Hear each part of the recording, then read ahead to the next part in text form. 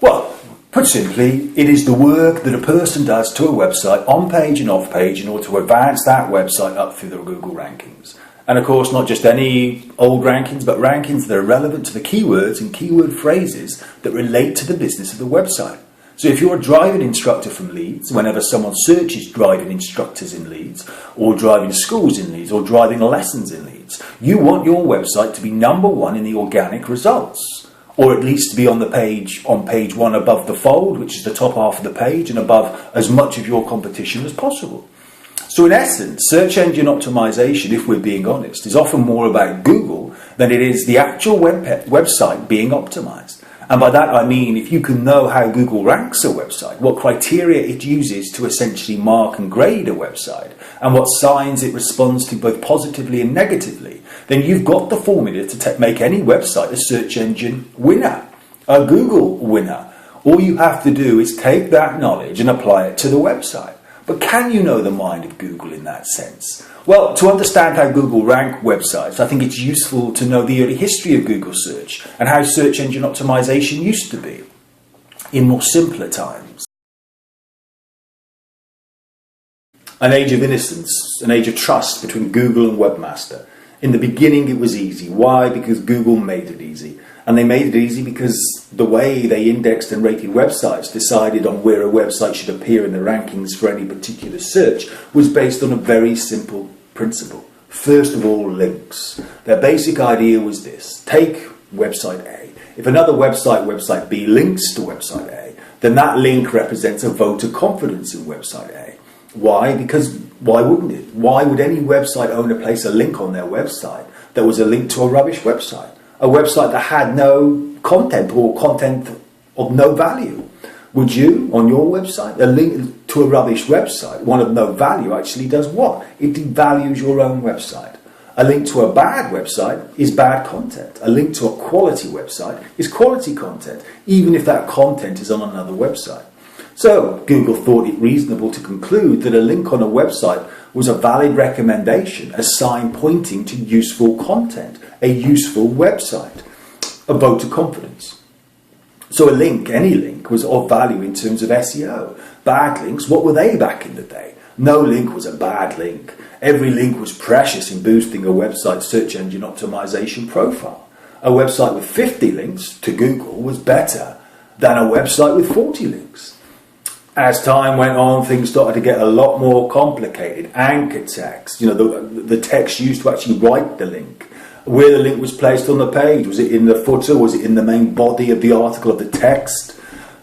And so, and so on and so on. But for a good few years, quantity really did matter. A website with a lot of links was a website that was going to do well in the search engine rankings. Now, of course, Google also had to work out what a website was about. What was its theme? What was the content it was offering? And how did it do that? It used keywords. All searches use keywords. Driving instructors in Leeds, for example. So if those search keywords appear in the content of a web page, then surely Google concluded the web page is going to be a good match, a good page to show to the person doing the search, because the page has content, or rather keywords, on the page that signify the page contains relevant content when matched against the keywords used for search. So Google, in an automated process, sent a small piece of code, an algorithm, the Google algorithm, the famous or infamous Google algorithms, depending on your point of view or how highly your website ranks, out crawling the internet.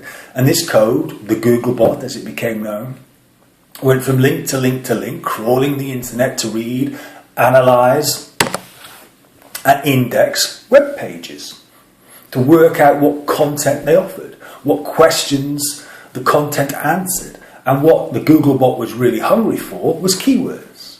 So concepts such as keyword density and keyword placement became all important. How often a keyword or phrase was mentioned and where on the page it was mentioned.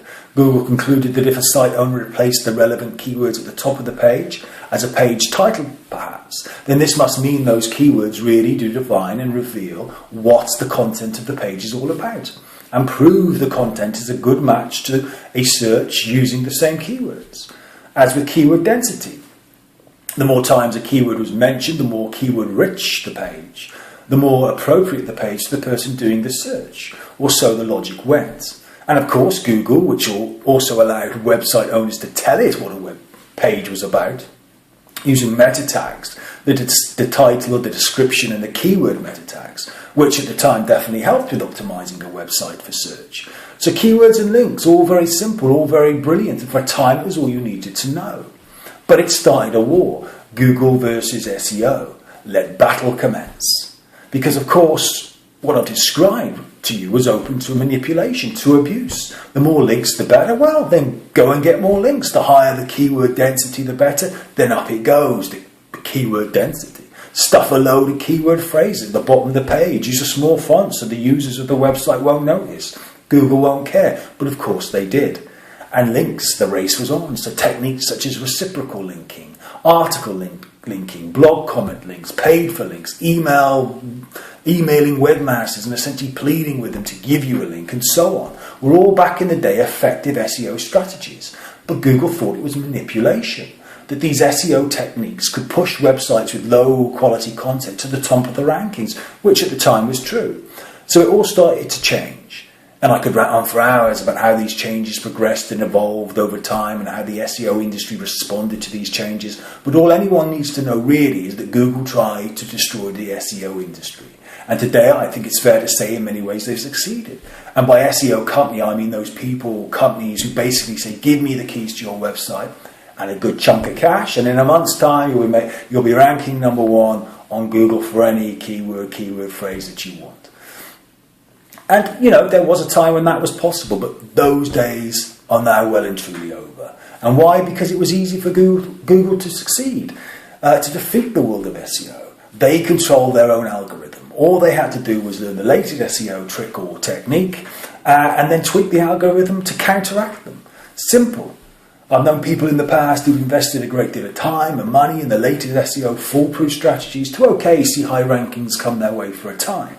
But then with the next Google algorithm update, to see their website dramatically fall in the rankings and even have a penalty slapped on it or have it completely disappear from the rankings. So what can you do? SEO voodoo? No. No one possesses any SEO secrets anymore. It's a democracy now. Well, a managed democracy with, of course, Google the supreme leader of the Democratic Republic of the Internet. But what can you do? Now, of course, if Google are still ranking websites, which they are, they must be using an equation to calculate the position of websites for a particular search. So plainly, there are still things that can be done to help a website score high rankings.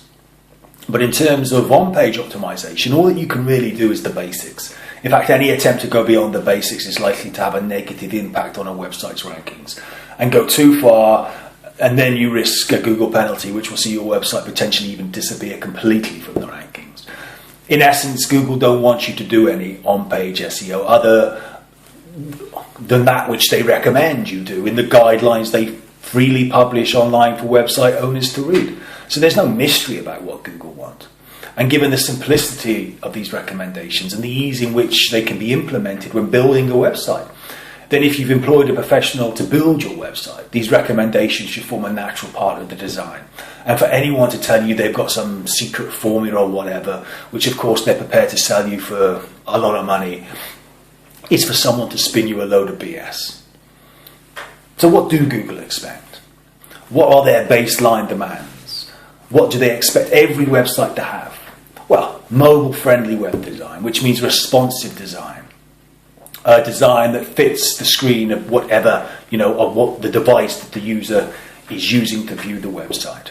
A secure server with an SSL certificate installed to give it an HTTPS domain extension. Fast web page load times, or rather not slow load times. How can you judge that? Well, load a web page, your own web page. If the user thinks the page loads slowly, then probably so does Google. To help with load times, compression can be used to reduce file sizes of images and so on, the code behind the web page. But in truth, if a web page doesn't contain a lot of images or video, then it's going to load at a reasonable, certainly an acceptable speed. well-written title meta tags, descriptive, not manipulative, not stuffed full of keywords, and also the right length, which I think is no more than 60 characters. No thin content. A page has to be worth visiting. One paragraph of text is not enough, not to Google anyway. No duplicate content, but within reason. I mean, if you're a driving instructor, if your website's for a driving school, then of course some of that content will be duplicate content. Information on the driving test, for example. A page on how to take the practical driving test is going to be on 1,000 websites. So Google understands this. It has to. Very little content is actually unique. You need a cookie policy if you're using cookies, no broken links, and a few other minor requirements here and there, but ultimately all of these requirements can be grouped under the heading of user friendliness. What's good for a website user is good for Google. A web page must be safe, secure, quick, accessible, able to be viewed on any device regardless of screen size, and easy to navigate. That's the general scheme of things.